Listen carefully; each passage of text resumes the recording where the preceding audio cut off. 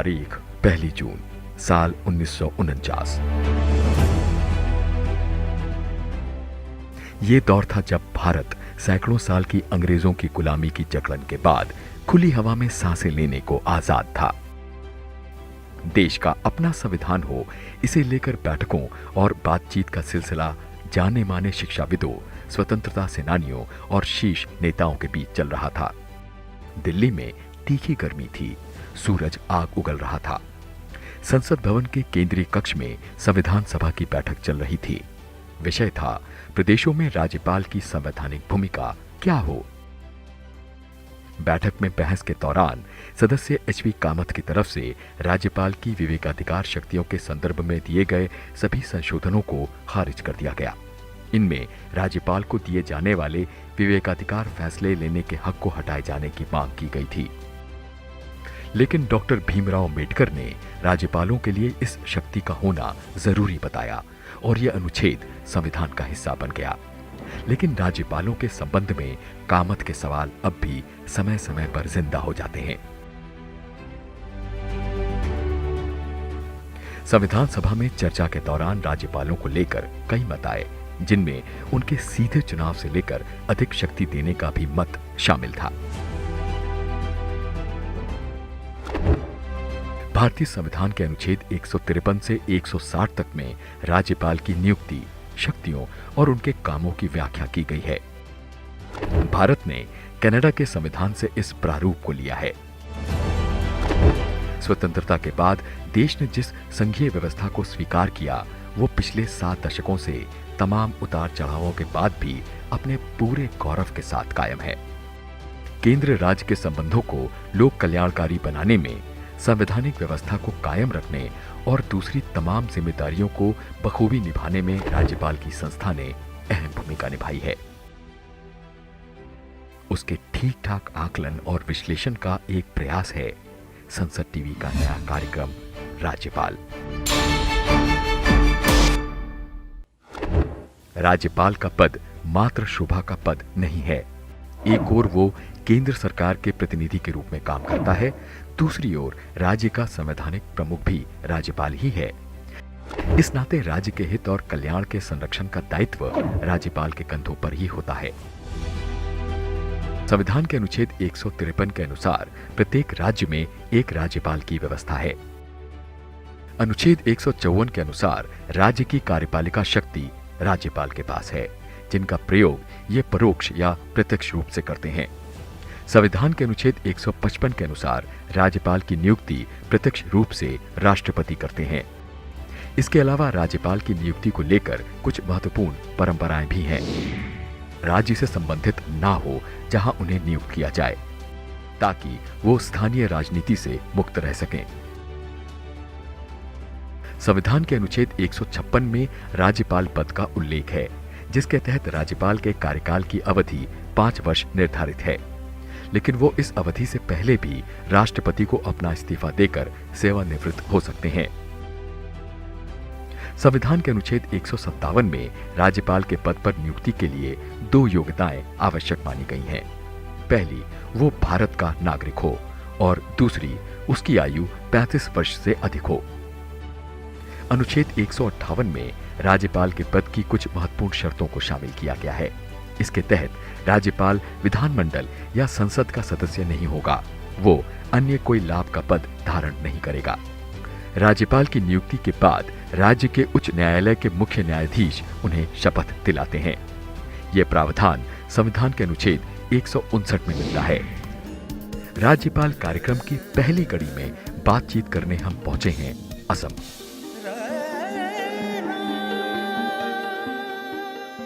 अछूते सौंदर्य और जनजातीय संस्कृति की अनमोल धरोहर है असम।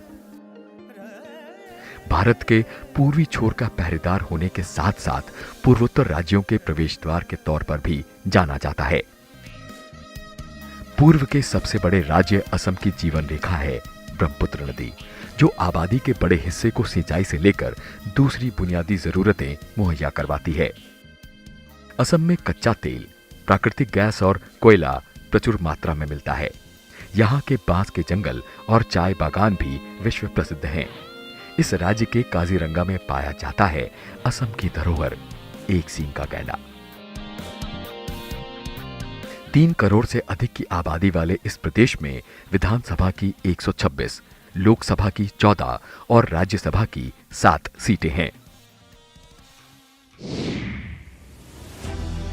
संविधान के अनुच्छेद के अंतर्गत राज्यपाल की सिफारिश पर राष्ट्रपति शासन लग जाता है तो फिर राज्यपाल ही राज्य को कार्यपालिका के साथ मिलकर चलाते हैं। ऐसा असम में भी कई बार हुआ है। संसद टीवी से खास बातचीत में असम के राज्यपाल प्रोफेसर जगदीश मुखी राष्ट्रपति शासन के उन दिनों को याद करके बताते हैं कि राज्यपाल की भूमिका उस वक्त कितनी अहम थी।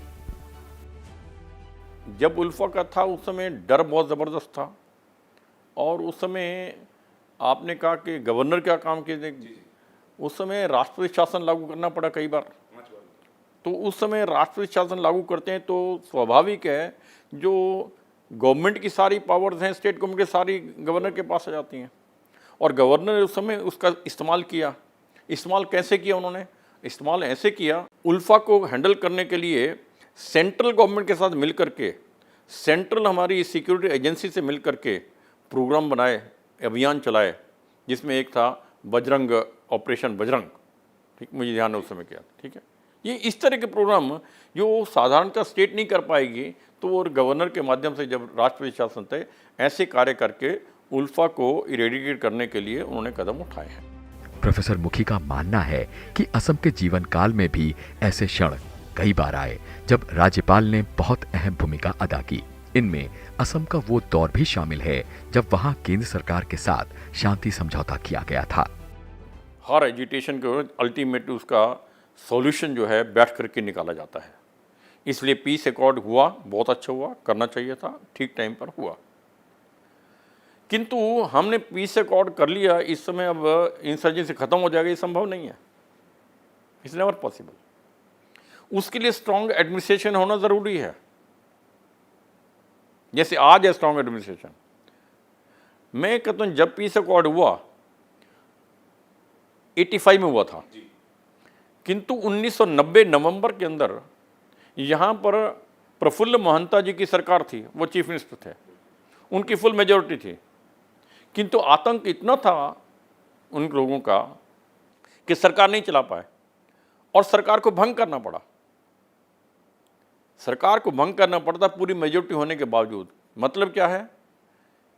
पीस अकॉर्ड होने के बावजूद जब तक सरकार मजबूत नहीं है तब तक पीस अकॉर्ड का कोई लाभ मिलने वाला नहीं। प्रोफेसर मुखी का मानना है कि उस दौरान असम में तत्कालीन राज्यपाल जनरल एस.के. सिन्हा ने काफी यादगार काम किया था। General SK. सिन्हा ये पहले जम्मू कश्मीर के भी थे, तो इन्होंने जब यहाँ पर थे काफ़ी अच्छे लोकल विकास के काम भी किए और संवैधानिक रूप से अच्छे ढंग से बहुत संभाले से। काफ़ी चीफ मिनिस्टर जो रहे हैं पहले, हरिदेव जोशी हैं, माथुर हैं, राजस्थान के दोनों चीफ मिनिस्टर रहे हैं, और ये हमारे उड़ीसा के चीफ मिनिस्टर 3 बार रहे हैं जो पटनायक सर रहे हैं, काफ़ी भीष्म नारायण सिंह रहे हैं, केंद्रीय मंत्री बहुत से रहे हैं, B.K. नेहरू भी यहाँ पर रहे हैं। यानी एक नॉर्थ ईस्ट में, क्योंकि ये बहुत पुरानी सीट है यहाँ पर, तो सिग्निफिकेंस रही है। और उस समय में गवर्नर जो जहाँ का होता था पूरे के पूरे 7 स्टेट एक ही असम के अंतर्गत ही आती थी, असम ही था। असम जिन कुछ विशेष बातों के लिए जाना जाता है उनमें वहाँ का विशाल आदिवासी क्षेत्र भी आता है। असम के आदिवासी समाज की अपनी अलग पहचान रही है। उनकी समृद्ध संस्कृति, जीवन व्यवस्था और जल जंगल जमीन से उनके ऐतिहासिक जुड़ाव को देखते हुए संविधान सभा ने अपनी लंबी बहसों के बाद पूर्वोत्तर के जनजातीय क्षेत्रों में सीमित स्वायत्तता प्रदान करने के लिए 6ठी अनुसूची का प्रावधान किया था। यह संविधान सभा द्वारा गठित बोर्दोलोई समिति की रिपोर्टों पर आधारित था। 6ठी अनुसूची मूल रूप से अविभाजित असम के आदिवासी बाहुल्य क्षेत्रों, यानी जहां भी 90% से अधिक आदिवासी आबादी हो, ऐसे क्षेत्रों के लिए लागू की गई थी। इन इलाकों को भारत सरकार अधिनियम 1935 के तहत बहिष्कृत क्षेत्रों के रूप में वर्गीकृत किया गया था। स्थानीय राजनीति से अप्रभावित रखने के लिए ऐसे क्षेत्रों को सीधे राज्यपाल के नियंत्रण में रखा गया। असम, मेघालय, त्रिपुरा और मिजोरम को मिलाकर इन राज्यों में ऐसे 10 काउंसिल हैं जिनमें से 3 असम में पड़ते हैं। 6 शेड्यूल नॉर्थ ईस्ट के लिए बनाया गया था संविधान के अंदर, और 6 शेड्यूल के अंतर्गत 10 काउंसिल्स हैं, जिसमें से 3 असम में अंदर हैं। बाकी की 7 जो है त्रिपुरा, मेघालय और मिजोरम में है। वो केवल मात्र 3 काउंसिल है यहाँ पर, जिनमें से एक है बोडोलैंड काउंसिल, BTR कहलाता है, BTC और BTR कहलाता है, और एक है कार्बी अंगलोंग, और एक है आपके दीमा हसाओ। ये 3 काउंसिल्स हैं। इन तीनों काउंसिल के अंदर गवर्नर को एडिशनल पावर्स रहती हैं। इन परिषदों या काउंसिल को अपने अधिकार क्षेत्र के तहत आने वाले क्षेत्रों के संबंध में कानून बनाने का अधिकार है, जिनमें भूमि, जंगल, खेती, विरासत, आदिवासियों के स्वदेशी रीति रिवाजों और परंपराओं आदि से संबंधित कानून शामिल हैं। साथ ही इन्हें भूमि राजस्व तथा कुछ अन्य करों को इकट्ठा करने का भी अधिकार प्राप्त है। छठी अनुसूची में असम को लेकर एक विशेष प्रावधान छठी अनुसूची संशोधन अधिनियम 1995 के तहत 20BA को जोड़ा गया, जिसके तहत असम के राज्यपाल को स्वायत्त जिला परिषदों के संबंध में कुछ विशेषाधिकार दिए गए। असम के पूर्व मुख्य सचिव इसका विशेष उल्लेख करते हैं। असम एक सीमावर्ती और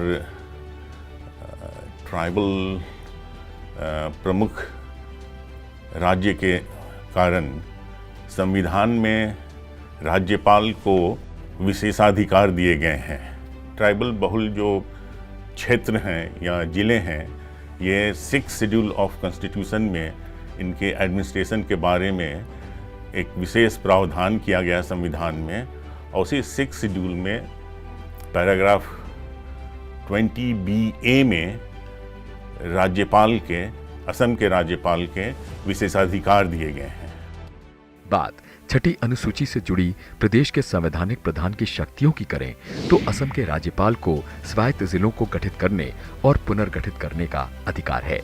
लिहाजा राज्यपाल इन क्षेत्रों को बढ़ा या घटा सकते हैं या इनका नाम परिवर्तित कर सकते हैं अथवा सीमाएं निर्धारित कर सकते हैं। यदि एक स्वायत्त जिले में अलग अलग जनजातियां हैं तो राज्यपाल जिले को कई स्वायत्त क्षेत्रों में विभाजित कर सकते हैं। प्रत्येक स्वायत्त जिले में एक जिला परिषद होती है, जिसमें 30 सदस्य होते हैं, जिनमें से 4 राज्यपाल द्वारा नामित किए जाते हैं और शेष 26 वयस्क मताधिकार के आधार पर चुने जाते हैं। राज्यपाल के पास अधिकार होता है कि वो सदस्यों की संख्या बढ़ा सकें। और उन पावर्स का इस्तेमाल करते हुए हमने इन काउंसिल्स के अंदर अपने अधिकार का इस्तेमाल करते हुए उन्हें अलाउ किया है उनके मेंबर्स बढ़ाने के लिए, उनके मिनिस्टर बढ़ाने के लिए, EM बढ़ाने के लिए। मैंने पहले जिक्र किया शायद कि वहाँ पर जो CM को CEM बोलते हैं और मिनिस्टर उनको EM बोलते हैं, बाकी को मेंबर बोलते हैं। मेंबर की संख्या जितनी उनको बढ़ाने के लिए हमने अलाउ किया। कई स्थानों पर काउंसिल का नाम बदलने के लिए अलाउ किया। कई स्थानों पर हमने उन्हें जो ये काउंसिल का मिनिस्टर जो हैं, जो EM जो होते हैं, उनकी संख्या बढ़ाने की अनुमति दी है। ये हमने अपने अधिकार का इस्तेमाल किया है। इन परिषदों के निर्वाचित सदस्य 5 साल के कार्यकाल के लिए पद धारण करते हैं, यदि परिषद को इससे पूर्व भंग नहीं किया जाता है, और मनोनीत सदस्य राज्यपाल के इच्छानुसार पद पर बने रहते हैं। प्रत्येक स्वायत्त क्षेत्र में भी एक अलग क्षेत्रीय परिषद होती है।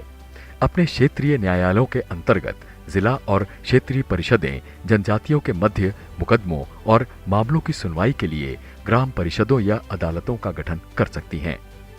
ये उनकी अपील सुनते हैं। इन मुकदमों और मामलों पर उच्च न्यायालय का अधिकार क्षेत्र राज्यपाल द्वारा निर्दिष्ट किया जाता है। फर्ज करें कि कभी काउंसिल का चुनाव ना हो पाए तो क्या होगा? ऐसी ही एक घटना राज्यपाल महोदय विस्तार से बताते हैं।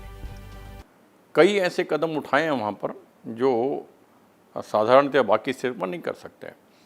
हाँ, इसके चलते हमने एक मैं उदाहरण दे सकता हूँ कि बोडोलैंड जो काउंसिल है उसके इलेक्शन डिक्लेयर हो गए, नॉमिनेशन इनवाइट कर लिए गए, किंतु कोविड के कारण उसको रद्द करना पड़ा। रद्द नहीं करना, काउंसिल स्टे करना पड़ा, मैंने ऑन होल्ड रखना पड़ा। क्यों नॉमिनेशन हो चुके थे, ख़त्म नहीं हो सकते, ठीक है। उस बीच में कई महीने निकल गए जी। और उसके कारण क्या हुआ कि जो लास्ट डेट थी इलेक्शन बनाकर होने के बाद वो हाउस बन जाना चाहिए था, वो डेट ख़त्म हो गई। तो हमें उस समय मजबूरी में वहाँ पर गवर्नर्स रूल लागू करना पड़ा। जब हमने गवर्नर रूल वहाँ पर लागू किया, वहाँ सारी पावर्स फिर विधानसभा की उतनी सारी वहाँ पर हमारे पास आ गई। वहाँ हमने काफ़ी काम किया, मैं उनकी चर्चा कर देता हूँ आपके सामने। In spite of this fact कि वहाँ पर मॉडल सिविल कोड लगा हुआ था, क्यों नॉमिनेट तो हो चुके, उन्हीं पर दोबारा चुनाव होगा, जब भी 1 साल बाद होगा, 2 साल बाद होगा, ठीक है। तो उसके रहते हुए हम नए निर्णय नहीं ले सकते थे, किंतु उसके बावजूद हमने जो मॉडल कोड ऑफ कंडक्ट के अंदर नहीं आते, ऐसे बड़े बड़े काम हमने किए हैं वहाँ पर, ठीक है। मॉडल कोड इसलिए होता है कि पॉलिटिकल पार्टी को इम्पैक्ट ना हो। हमने ऐसे सारे काम किए, किसी को इम्पैक्ट नहीं है, किसी को एतराज़ नहीं हो सकता। मसलन वहाँ पर मेरी ये सोच थी कि जब गवर्नर शासन लागू होता है तो पब्लिक के सामने सबसे बड़ी समस्या क्या आती है, वो एक ये आती है, अब क्या करेंगे जी, अब तो हमारा कोई रिप्रेजेंटेटिव नहीं है, किसको अप्रोच करेंगे जी, ये हमेशा एक रहता है जी। वो वहाँ पर ना हो, इसलिए हमने वहाँ पर सबसे पहले उनका सेक्रेटरीट में, सेक्रेटरीट उनका असेंबली जो है वो कोकराझार में है, कोकराझार में हमने वहाँ पर कैंप लगाया, यानी जिसे बोलते हैं हमारा गवर्नर ने वहाँ पर मैं स्वयं बैठता था ग्रीवेंसेस सुनने के लिए, पब्लिक वहाँ पर आ सकती है, ये किया। जिला परिषद जिले में प्राथमिक स्कूलों, औषधालयों, बाजारों, मत्स्य पालन क्षेत्रों, सड़कों आदि की स्थापना, निर्माण या प्रबंधन कर सकती है। ये गैर आदिवासियों द्वारा ऋण एवं व्यापार के नियंत्रण के लिए नियम भी बना सकती हैं। लेकिन ऐसे नियमों के लिए राज्यपाल की सहमति की आवश्यकता होती है। राज्यपाल स्वायत्त जिलों या क्षेत्रों के प्रशासन से संबंधित किसी भी मामले की जांच और रिपोर्ट करने के लिए एक आयोग नियुक्त कर सकते हैं। वो आयोग की सिफारिश पर जिला या क्षेत्रीय परिषद को भंग भी कर सकते हैं। राज्य के राज्यपाल उस प्रदेश के सभी विश्वविद्यालयों के कुलाधिपति भी होते हैं। उच्च शिक्षा का सारा दारोमदार राज्यपाल के ऊपर होता है। कुलपतियों की नियुक्ति से लेकर प्रशासन में इनकी भूमिका महत्वपूर्ण होती है। असम के पूर्व मुख्य सचिव कुलाधिपति के रूप में एक राज्यपाल की भूमिका को विस्तार से बताते हैं। कुलाधिपति का यूनिवर्सिटीज़ के गवर्नेंस में एक प्रमुख स्थान होता है। कुलपति के सिलेक्शन में, उनकी अपॉइंटमेंट में एक मुख्य भूमिका लेते हैं। उसमें राज्यपाल के द्वारा एक सर्च कमेटी का गठन किया जाता है। उसमें विशेष प्रमुख एक्सपर्ट या इनवाइटीज रहते हैं, राज्य प्रशासन के भी रिप्रेजेंटेटिव रहते हैं, और सर्च कमेटी एक प्रोसेस शुरू करती है कुलपति के सिलेक्शन का, और अल्टीमेटली राज्यपाल कुलाधिपति के रूप में कुलपति की नियुक्ति करते हैं। असम में भी इस तरह के सारे विश्वविद्यालय जो हैं, राजकीय विश्वविद्यालय हैं, उसमें कुलपति का निर्वाचन और अपॉइंटमेंट कुलाधिपति असम के राज्यपाल ही करते हैं। इसके अलावा विश्वविद्यालय के बहुत सारे रोल हैं कॉन्वोकेशन में, उसकी कोर्ट में एकेडमिक काउंसिल के लिए किसी चीज़ को, विश्वविद्यालय को कंसीडर करने के लिए, उस किसी नई इनोवेशन को या नई पदक्षेप को ग्रहण करने के लिए उनके सजेशंस दे सकते हैं। उसे विश्वविद्यालय की काउंसिल उनको जांच करती है, फिर राज्यपाल के अनुमोदन से उसे अडॉप्ट भी करती है। असम को अपने जीवन का महत्वपूर्ण हिस्सा देने वाले जगदीश मुखी का परिवार बंटवारे के समय पाकिस्तान से भारत आकर हरियाणा के सोना में बस गया था। इन्होंने ऋषिराज कॉलेज अलवर से बीकॉम किया और बाद में दिल्ली विश्वविद्यालय से 1969 में एमकॉम की पढ़ाई पूरी की। फिर प्रोफेसर जगदीश मुखी ने साल 1969 से 1991 तक दिल्ली के शहीद भगत सिंह कॉलेज में अध्यापन कार्य किया। कानून, संविधान, आध्यात्म और साहित्य में गहरी रुचि रखने वाले प्रोफेसर मुखी 7 बार लगातार दिल्ली की जनकपुरी विधानसभा से विधायक निर्वाचित हुए थे। 1991 से 1995 तक ये दिल्ली सरकार में वित्त मंत्री रहे और उसके बाद 10 बरस तक नेता प्रतिपक्ष की जिम्मेदारी भी इन्होंने संभाली। प्रोफेसर मुखी अंडमान निकोबार द्वीप समूह के प्रशासक भी रहे हैं। इनके परिवार में पत्नी के अलावा एक बेटे और बेटी हैं। राज्यपाल कार्यक्रम की इस कड़ी में इतना ही। राज्यपाल संस्था के महत्व, इसकी भूमिका और इस पद से जुड़ी अन्य महत्वपूर्ण बातों को हम जानेंगे आगे की कड़ियों में। मिलेंगे किसी और प्रदेश के राज्यपाल से। तब तक के लिए संसद टीवी को दीजिए इजाजत।